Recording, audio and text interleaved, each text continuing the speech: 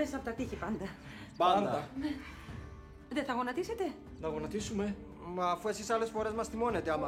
Άλλο άλλες φορές. Τώρα υπάρχει λόγος. Πραγματικά, σας παρακαλώ, πρέπει να το κάνετε. Τι λόγος? Γονατίστε εσείς και...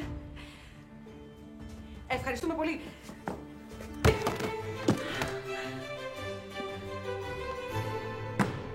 Πού είσαι, Μωρή?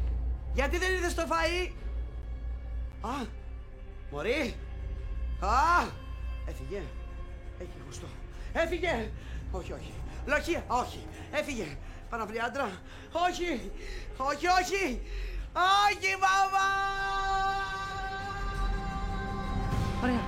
Είμαστε έτοιμες να τρέξουμε. Ναι. Πρόσεξε μην πέσεις. Εγώ.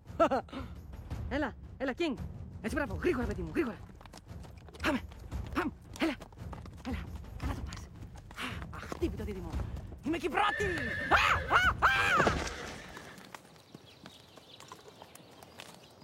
Μαμά! Τι έγινε, κορούλα μου? Έφυγε.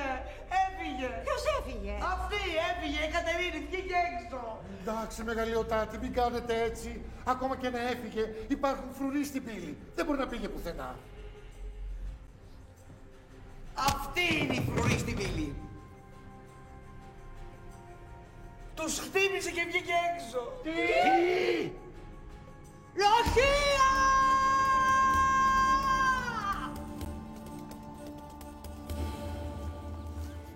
Πάντως σας το ξαναλέω.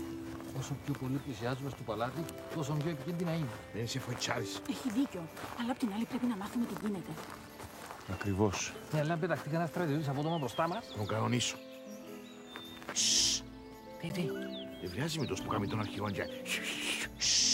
Τι. Τα άλογα είναι δεμένα.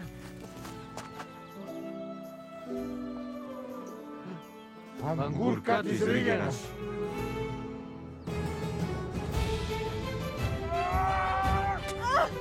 Φοβάμαι μόνος μου, ρε παιδιά. Είναι και λίγο σκέρι εδώ κάτω να πούμε, ντε. Αχ, θα με φάει αγωνία, δεν ξέρεις τι ξετσίπωτη είναι αυτή. Όλο και κάτι θα βρει. Μαμά! Μεγαλειοτάτη, αποκλείεται. Η αδερφή σας δεν πάει με τον καθένα. Γιατί ποια πάει με τον καθένα? Τι γίνεται, παιδιά? Τα παιδιά που σου λέγα. Τι γίνεται, κόρη Ασπασία, ούλα καλά. Έτος εμείς καλά, τι καλά δηλαδή. Ήρθαμε να σας απαγάγουμε.